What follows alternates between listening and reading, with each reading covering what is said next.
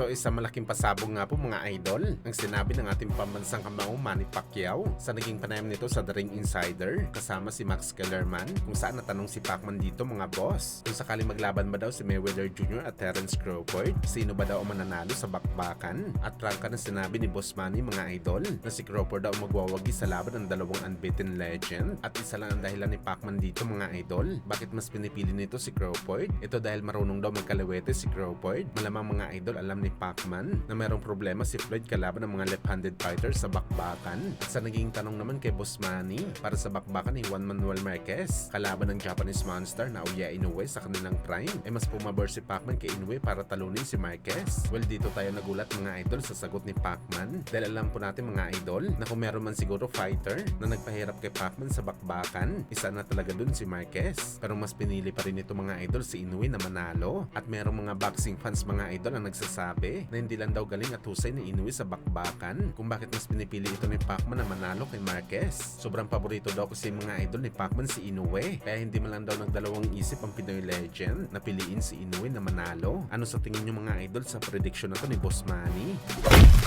Samantala speaking kay Manny Pacquiao mga boss, habang nasa Los Angeles ito mga idol, formal naman binisita ni Boss Manny ang kanyang long time trainer na si Coach Freddy sa Wildcard Gym, kung saan mga idol masaya nakipag-banding si Pacman sa kanyang coach. At ayon sa mga boxing fans, malamang daw nagpaalam na si Pacman kay Coach Freddy para sa laban nito kay Mayweather Jr. At hindi na si Pacman mag-iensayo sa Wildcard Gym para sa big fight nito kay Floyd. Ayon kasi sa mga rumors mga boss, posible daw sa Pacquiao Prime Boxing na si Pacman mag-iensayo sa kanyang sariling gym mismo sa Amerika na bagong tayo matapos nito binili sa may-ari na si Floyd. Well, hindi pa naman malinaw mga boss kung ano talaga ang score sa pagitan ni Pacman at Coach Freddy. Pwede pa rin ito kunin ng Pinoy. Iba talaga mga idol kapag sulit ang Team Pacquiao. Talagang kampante tayo kapag sumasabak si Pacman sa ibabaw ng boxing ring. Kaya abangan natin to mga idol.